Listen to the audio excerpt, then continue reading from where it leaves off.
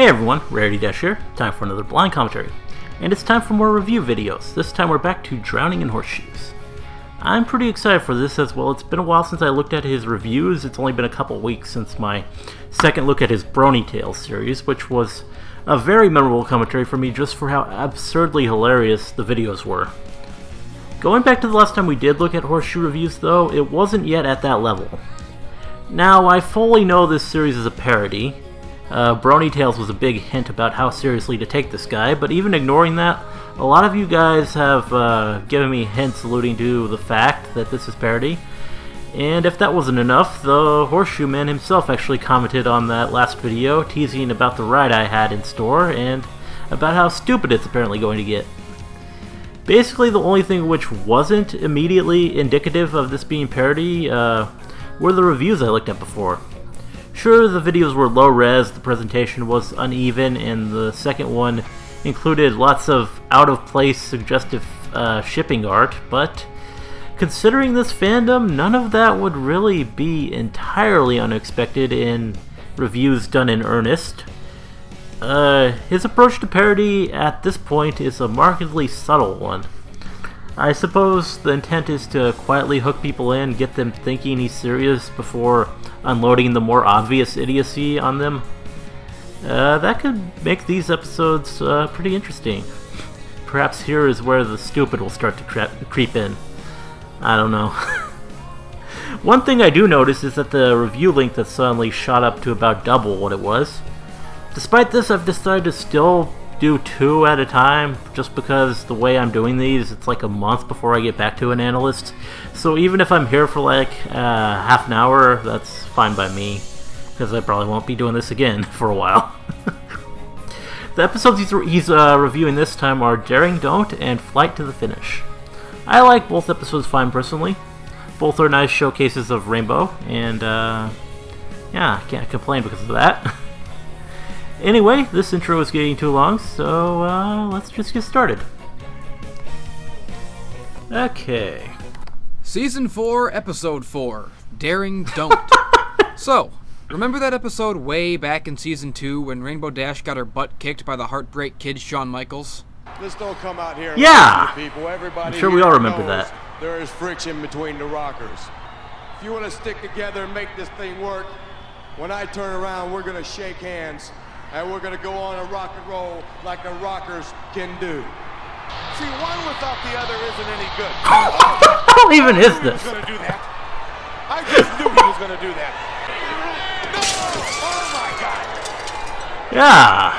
Right through the glass. Rainbow Dash. The barber shop. Is there a problem? They're done. They're finished, Monsoon. Yeah, there's a problem with you, Sean. Rockers are history. 1 week away. Is he going to be ready for a long How is this? Look at that. I know it's an old wrestling thing. Imagine the I actually kind of remember Shawn Michaels from when I used to watch wrestling.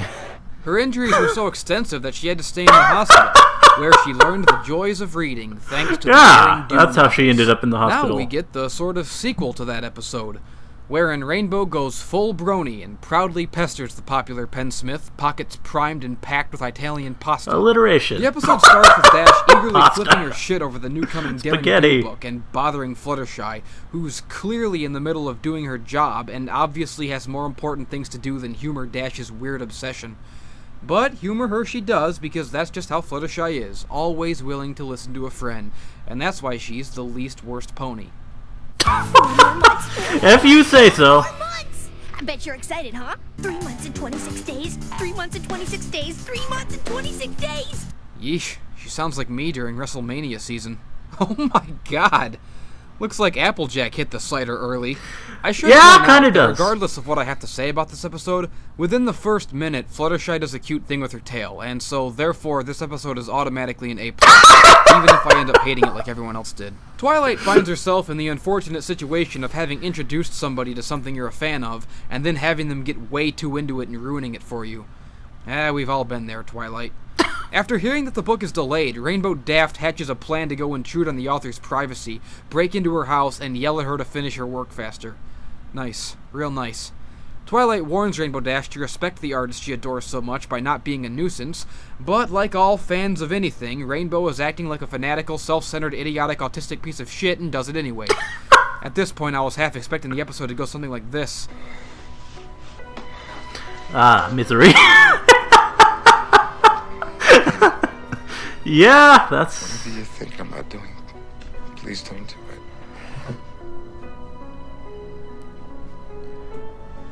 Yeah. Any for God's... Shh, darling. Trust me. God's sake. It's for the best. Any, please! Almost done. Yeah. More.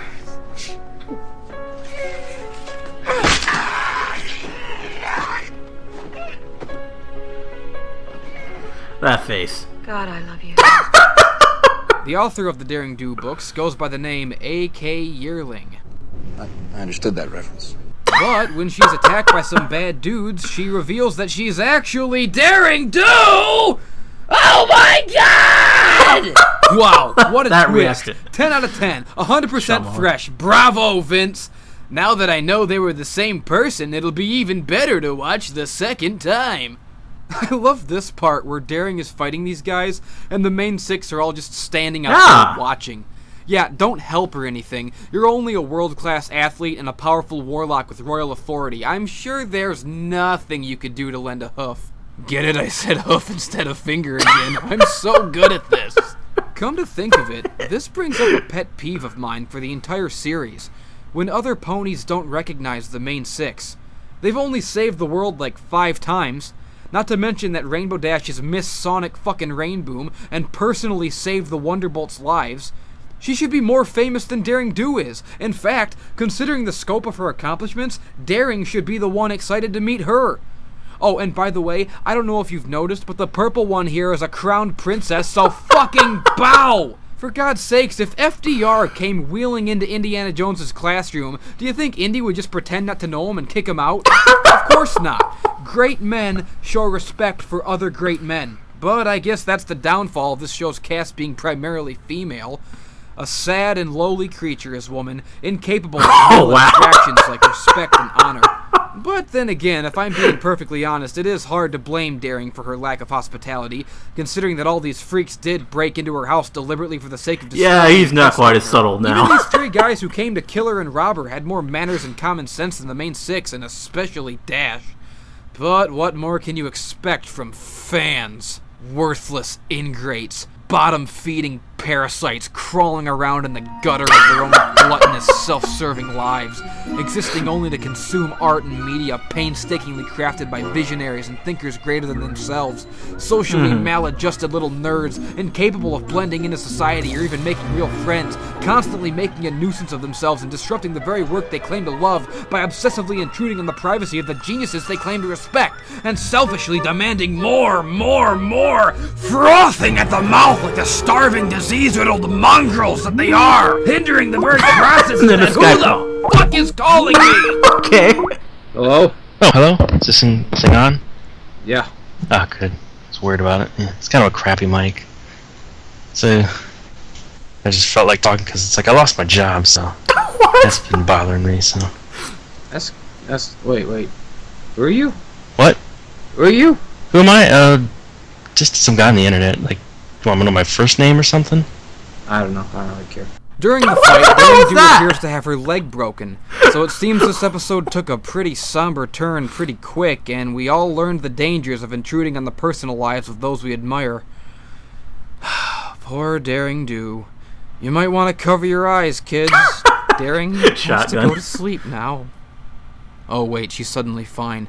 So Daring goes off on her adventure, and Rainbow Darsh continues to hound dog along, causing trouble at every opportunity, repeatedly endangering her life by distracting her from the pressing issues at hand, spilling her spaghetti all over the place like a stuttering version of the Terra Strong panel. Daring tells her to get bent, and Dash becomes disheartened. We get a brief but decent scene of a humbled Rainbow Dash showing her more self-critical and insecure side, something that hasn't really been touched on since Mare-Duel. Twilight convinces her not to lose faith in herself by pedestalizing Daring. Can I just interject for a second? Let me just say, You are putting the pussy up on this pedestal. You're just building the pussy up, man. What are you even talking about? Building the pussy up? What does that mean? That's a good question. Goes back and saves Daring, and everyone else What does that too, mean? I guess. And absolutely nothing even remotely suggestive happens. The moral of the episode is once again kind of vague, but that's to be expected. There's only so many clear-cut morals that can apply to everyone, and after 4 seasons, I'm actually surprised they got as far as they did without burning through the obvious ones. Season 4 so far has been a little bit less cut and dry with its allegorical conclusions, and I'm actually kind of impressed with this one because it's subtle enough to work on multiple levels. At the conclusion, Rainbow Dash says, Just had the coolest adventure with the coolest pony ever. Came this close to blowing it because I got so wrapped up in how awesome she was, I almost forgot about how awesome I was. Good thing I didn't, because it gave me a chance to show her how important it is to put your trust in some pony else. There's a couple of different ways one could interpret this. What was the lesson? What exactly did she learn? In what way did she grow? Let's analyze some possibilities. Firstly, and most obviously, there was a strong theme in this episode of being respectful to those you admire.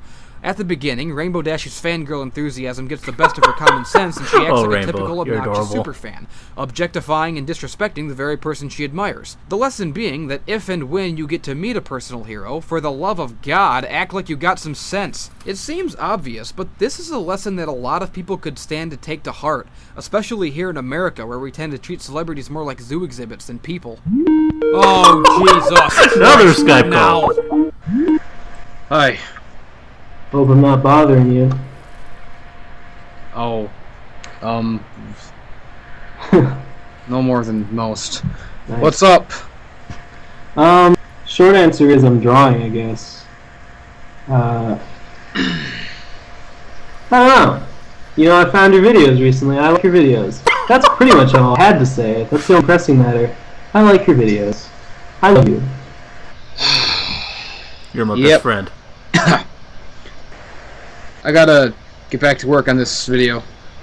Goodbye, and, go fuck yourself. Rainbow Dash actually learns this lesson here at the episode's halfway point, where, in realizing the trouble she's caused, she resolves to just go home and stay out of Daring's due.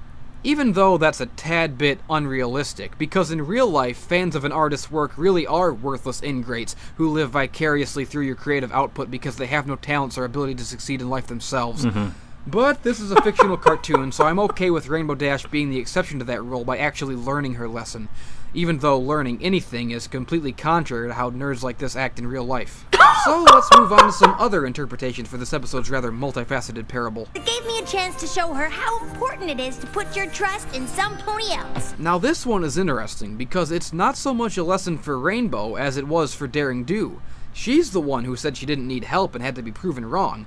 As far as trusting one's friends goes, Dash already knows this. She demonstrates as much by listening to Twilight and going back. She might be self-absorbed at times, but she's still an element of harmony, one of 6, and she's already had 3 seasons to learn what friends can accomplish together. To me, this shows that the new diary format can have some advantages over the old Letters to Celestia format. Before it was always, Dear Celestia, let me tell you what I learned today. The trouble with that is that as more and more episodes were written to focus on each individual pony, the morals started to repeat themselves a tad. Applejack's problems all stem from her stubbornness. Fluttershy's all stem from her social anxiety. Rarity is always torn between her friends and her career.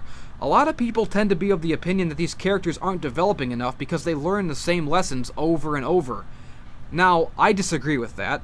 I think it's more realistic because it shows that people's real issues take baby steps to overcome and can't always be waved away with one eye-opening experience. That's my opinion, and of course it's the right one, but I can't deny that some people do complain often of certain characters remaining developmentally stagnant. But what this goes to show is that the problem may not be with the characters, as many thought, but with the format that the writers had to adhere to. There's a bit more leeway now, isn't there? Now that they no longer have to wrap everything up to Celestia with a, this is what I learned today, the morals can be a bit more obtuse and focus on lessons learned by supporting characters, which can only mean more variety. We might get to see characters dealing with more unique problems they haven't encountered before, and the lessons can focus on things that might not strictly adhere to the character writing them down. This can only be a good thing for the series, and I approve. Now there's one more thing that I want to bring up about this episode's multiple morals. Came this close to blowing it because I got so wrapped up in how awesome she was, I almost forgot about how awesome I was. A lesson about confidence in a Rainbow Dash episode.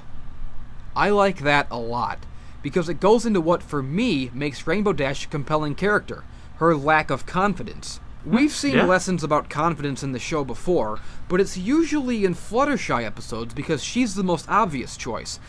Dash's confidence problems are more subtle, and thereby don't get explored or confronted as often, which is a shame because I think it's a big part of her character that is worth exploring, and the fact that it's not often explored is why a lot of viewers tend to misunderstand the character, and even resent her. Now, I know I've made a lot of jokes about Rainbow Dash's fangasming in this review, but really, her characterization was spot on in this episode. I agree. It's probably the best it's been in a while. I've heard some other reviewers saying that Rainbow Dash acts out of character, but that is completely bullshit. We already saw how she acts around her heroes way back in Season 1. She's long been established to have a huge fangirl streak. I've heard them say the same thing about this scene where Rainbow briefly falls into despair, that it's out of character or forced. Sonic Rainbow? But again, it isn't. I think the problem is that a lot of these My Little Pony reviewers just kind of pull stuff out of their ass with no real understanding of what they're talking about. They all look up to a guy like Digibrony and want to imitate his style, just like I'm doing, so when they hear a guy like him using analytical terminology like out of character or forced or contrived, etc., they assume that using the same phrases will make them automatically sound smart too. But unfortunately, a lot of them miss the mark by a mile. There's nothing out of character about this. Rainbow Dash has already been shown to have huge self-esteem issues, as well as a great degree of hero worship. Of course disappointing someone she looks up to would put her in a funk. Her sense of self-worth is entirely supported by the pride she takes in her accomplishments. She reacts badly to failure because it shatters the outward egotism that she shields herself with. And disappointing her idols is a huge fear of hers. Duh! This has all been established, you plebes. God, have you no perception of character development? Get off the spectrum and empathize! Wow. What's wrong with your face? No, really, what is wrong with this character's face? Why are his eyes on the end of his Now nose? I'm just on to something entirely different. Paw tail? I know we've seen this character entirely before, different. but now that I have more time to get a good look at him, this design sucks. I hate his voice, too. He's played to sound more incompetent than threatening, and I just would rather it was the other way. Get it! Wait, what did he say? Get it! Get it! Get You can't say that on a kid's show. What is he, voiced by Jimmy Urine? Other than that, my only real gripe with the episode is that it really didn't need to be an ensemble episode. Usually when an episode focuses on one pony, some of the others are understandably absent. But for some reason in this one, the whole crew comes along even though it's really just Rainbow Dash's story. It causes a few contrivances, such as the window scene. There's no reason the 6 of them together plus Daring can't beat up these 3 guys. But the main issue here is that being that it is Rainbow Dash's episode, the other ponies are just kind of tagging along without anything to do. Twilight serves a purpose, Pinky's there for comic relief, and Applejack is always good in action scenes, but Fluttershy and Rarity have next to no lines once the adventure starts. They might as well not even be there. Those are just minor complaints, though. Rarity always deserves to be there. Here are some more quick things I liked about this episode. Here in the beginning, when Rainbow Dash is ranting like an obsessed lunatic in Twilight's library, the background music briefly switches to the crazy person music that first played when Pinky was going nuts in Party of One. It's a nice touch, and it does give off a brief Kathy Bates vibe. We could help her with her laundry, buying her groceries, cooking her meals. It means so much to Gummy. I never noticed that.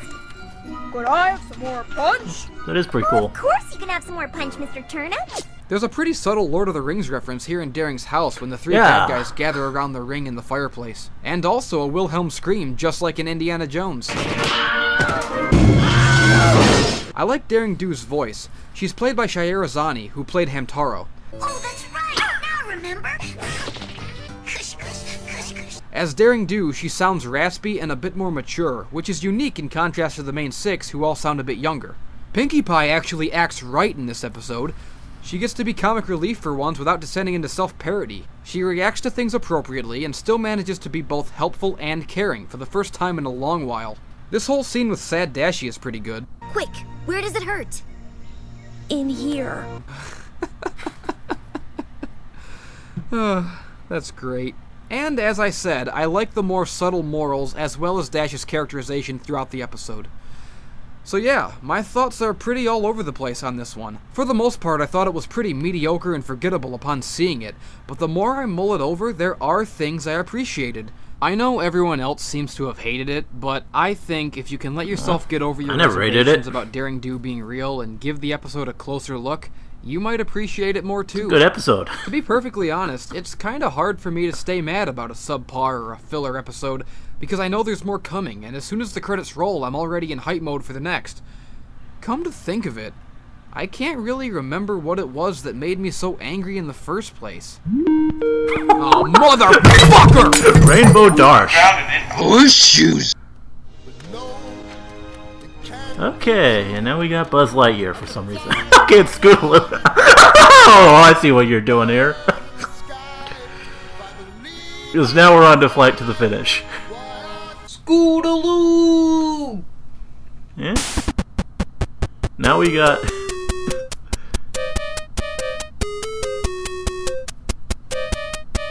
we got an intro, a very interesting intro. Hey guys. And he's doing face cam, yeah. I didn't really feel like animating my little horse OC all day today, so get used to this hideous face, because in the words of Bill O'Reilly, fuck it, we'll do it live. I said we're doing it live. Get out of here. It doesn't even look like the same OC Let's talk anyway. About very special episodes. Whenever a show that's largely known for comedy and slice of life decides to go for the brass ring and try to tackle a more serious topic, it's what's come to be known as a very special episode. Famous examples include that one episode of Different Strokes, the child molester in the bicycle store. Yeah, he was giving out some different strokes, alright. And that one episode of Punky Brewster where the kid gets locked in the refrigerator and dies. That's a real thing? Wow. Fuck you, I think it's hilarious. The trouble with very special episodes is that they can be hard to pull off. Depending on how it's handled, it can come off as either forced, corny, and unintentionally hilarious, or surprisingly poignant. There's not a whole lot of in-betweens. The most effective examples are episodes that weren't advertised as being anything special. That way, the humor lulls you into one state, and when the feels hit the fan, it catches you off guard with a swift, emotional 1-2 punch of comedy and tragedy. There's a reason this little symbol here has been around for a zillion years. Comedy and tragedy feed off and complement each other. It's one of the oldest and most timeless truths about life. You can't have one without the other. Since I assume most of you watching this are from my generation, I think it's safe to say you all know exactly what I'm talking about. We grew up with Boy Meets World, the show that practically perfected the art of combining absurd humor with adolescent mopiness. Hell, it was basically its gimmick. Every other episode was about something sad or terrible. It was great. Another one of my favorite examples is the episode of Fresh Prince where Will meets his father, only to be let down and abandoned by him once again. Fresh Prince it's this huge emotional moment, and it's made even more impactful by the fact that it comes out of nowhere, and it's the first time we ever really saw the hippest cat in Bel Air become really vulnerable. Some business came up I gotta handle, so we're gonna have to put our trip on hold. You understand?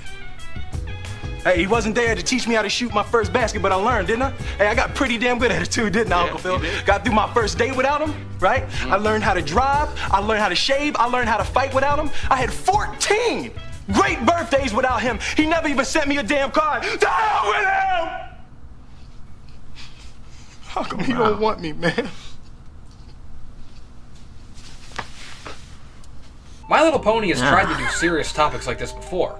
In Season 3 we had Babs, which was very much advertised to be a very special episode about bullying.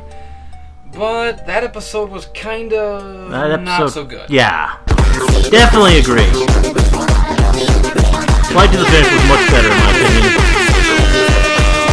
Much now, better. Now, that's not to say that Friendship is Magic being a kids show has somehow hindered its ability to pull heartstrings. The show has resonated with people in the past without even trying, and I can think of a lot of kids' cartoons that have had some very profound and emotional moments. One of my all-time favorites is the Hey Arnold Christmas special, where Helga gives up her Nancy Spumoni boots to help reunite Mr. Wynn with his daughter, who was lost in the Vietnam War. I remember that. That's some pretty heavy shit for a kids' cartoon. And I'll never forget the image of Helga standing barefoot in the snow, with no one the wiser of her Christ-like sacrifice. What the hell was I talking about again? I don't know. You're spending a lot of time talking Scootaloo about can't fly. about other shows. Point I was trying to make. A clip from this episode was first shown as an animatic at Comic-Con earlier this year, so I think it's safe to say that the showrunners knew they were picking a clip from the episode that would get people speculating the most, thereby deliberately building it up as a very special episode. Scootaloo has always been a very interesting pony, with a lot of unanswered questions about her, especially leading into this episode. Is she disabled? Will she ever learn to fly? Does she have parents? My personal headcanon has always been that she's Fluttershy's secret rape baby from some traumatic Cloudsdale sexual assault years ago. In your and the only Brony Tales person she ever series. trusted with the secret was Rainbow Dash. I feel my ideas explain a lot, and would go a long way toward developing and enriching the world of Equestria in ways harmonious with Fox's original vision. Feel free to tweet Hasbro and Megan McCarthy petitioning to get me a job writing for the show so that I can implement these ideas. That just fits perfectly. As the episode starts, we're brought up to speed in the universe games by returning Miss Harshwinnie, who's awesome, but I can't get over her design. Is it just me, or does she look eerily like Denise Crosby? This had me on edge the whole episode, because I kept expecting her to get randomly killed by Artemis, the Skin of Evil. Dr. Crusher, report. She's dead. Now that would have been a very special episode. Here's one thing about this episode that irked me right away. Miss Harshwinnie refers to Rainbow Dash as Miss Dash, and then later Dash makes a joke about professionalism being her middle name. Does that mean Rainbow Dash is her full name? Why has everyone been calling her by her full name this whole time? I hate it when people do that to me. Like, how many other They call her Rainbow sometime. And what about Applejack? If Apple is her family name, then does that mean her name is just Jack? That's a boy's name. How come Rarity and Fluttershy don't have last names at all? And what's with Pinkamena Diane? How come everyone else's name is just combinations of cutesy-sounding words, but Pinky has this old-fashioned-sounding white-bread American name? Nobody else has a name like that. What's going on? And now I brace myself for 1,000 novel-sized comments that I won't read about everyone's personal theories regarding equestrian naming onomastics. It's a joke, people. I don't really care. Of course you don't. Is it just me, or are the animators really showing off with the lighting this season? Yeah. What, was the whole season directed by J.J. Abrams? Because he uses a lot of lens flare. Yeah, I think we get it. In his movies.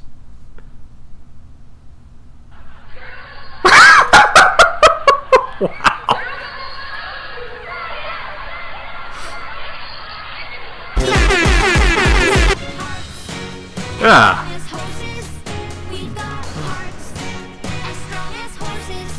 Finally, a song I can relate to. Wow. So the Cutie Mark Crusaders are preparing a routine for the Equestria Games and doing pretty well, until Diamond Tiara and Silver Spoon, being their usual cunty selves, actively conspire to pick on a cripple. Yeesh, now that's extra cunty. The B-plot involves Rainbow Dash struggling to remain unbiased and professional, being unsure of how to show support for the Crusaders without giving them special treatment. To give a calm, clear analysis... Yeah, Dash, they want a proper analysis. So don't use words like autistic or faggot or retard. You might hurt someone's feelings and then you won't get posted on Equestria Daily. Because only kids go on there, right? Scootaloo! Becomes so insecure about her flying that she makes it the focus of the routine and alienates her friends. This is the meat of the episode, but unfortunately it takes a long time to get to this point. Scootaloo's wings aren't even brought up until about 11 minutes in. You know what, Sweetie Belle? Forget it. If she's gonna quit, we don't want her, and we don't need her. Apple Bloom's just being a bitch. Yeah? I guess that hot-headed, stubborn streak runs in the family. In fact, I guess you could say... Oh, this is gonna be bad. That the apple... Oh, I know. Far from the tree. Yeah. Oh, God. Far from the tree. Oh, God. Oh, no. Yeah. Boo! That was real gay, my nigga. Hoo-ah!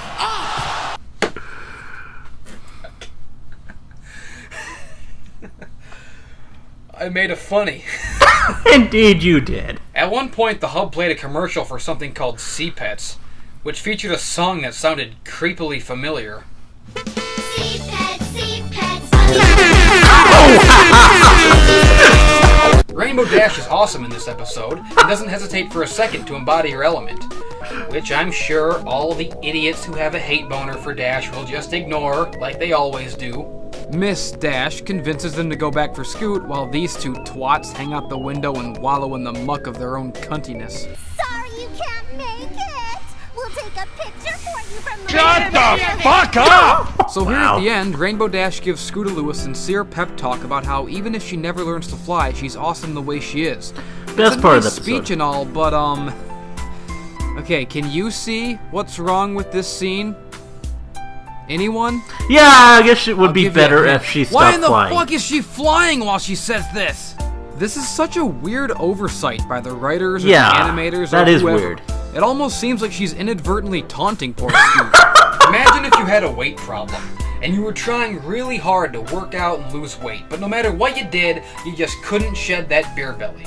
And then fucking Lex Luger shows up to tell you that you're fine the way you are, but the whole time he's in his wrestling trunks, so you gotta sit there and look at his glorious, perfect, chiseled, oiled, 6% fat Adonis body and be reminded how much better he is than you. But then again, I guess he did beat the shit out of Miss Elizabeth, so at least you still have the moral high ground. Does anyone know what I'm talking about? Am I making sense at all? Not My entirely. Point is, it's a stupid mistake, and it dampens the sincerity of the whole scene. Just like Lex Luger.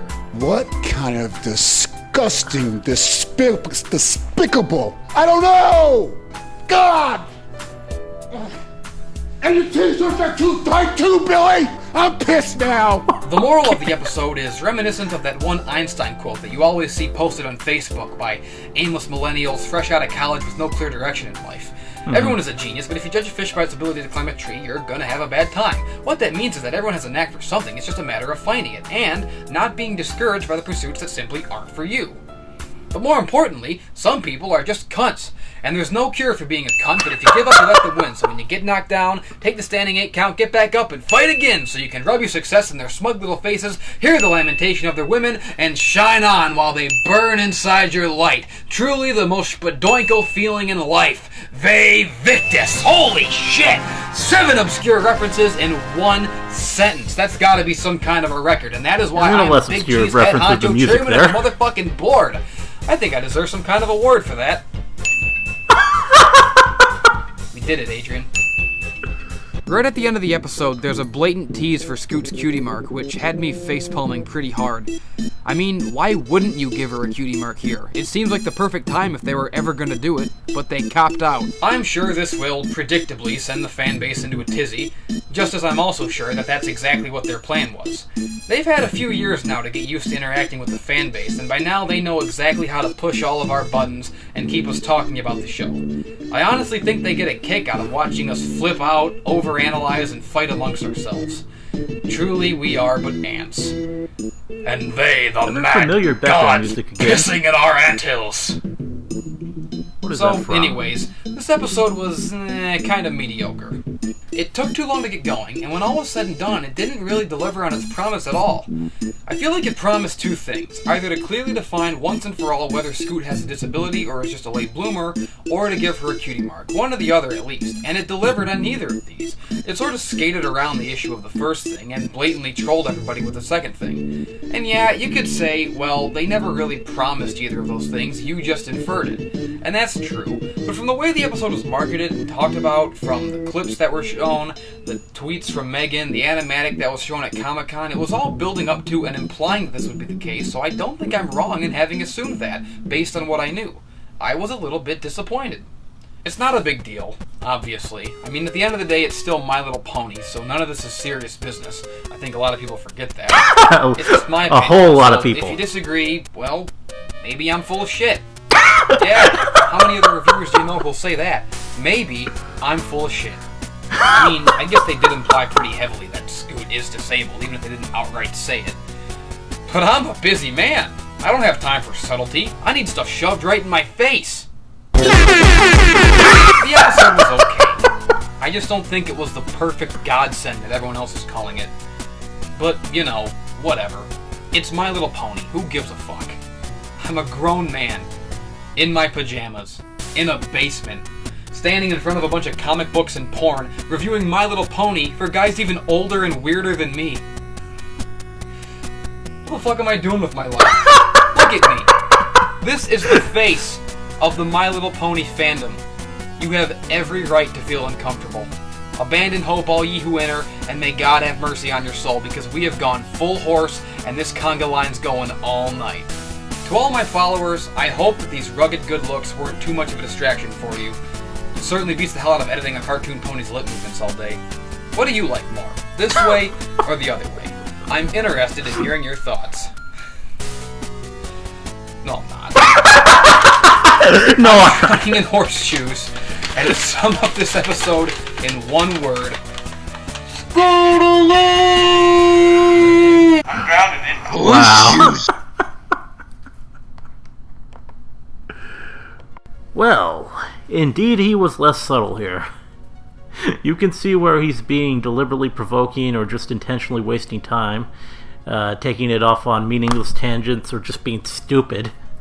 The interesting part, though, is that while he's doing that, he's at the same time making better reasoned analytical points than just about most of the reviewers I look at. Or at least they seem really reasonable to me.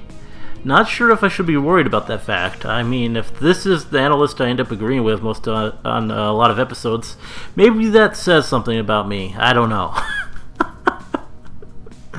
All I do know is that I often forget Daring Don't is as maligned as it is. I've always thought it was a perfectly fine episode and a really good showcase for all the sides of Rainbow's character. And I like Flight to the Finish too. Probably more than he did, or at least said he did, because I don't really let the hype affect me so much, and didn't go into it with any expectations about what would happen. It's a much better attempt at approaching serious topics than One Bad Apple was, by a mile at least. Whatever the case with these two reviews, it's gotten pretty hilarious. I like the change in format too. I think I like the face cam reviews better, since he's more expressive than his poorly animated OC is, so that's a plus. I'm starting to see how this is the same genius behind that Brony Tales Legend of Rarity video, and I'm very eager to see more of his reviews. Anyway, hope you liked the commentary, let me know if you did, and see you in the next one.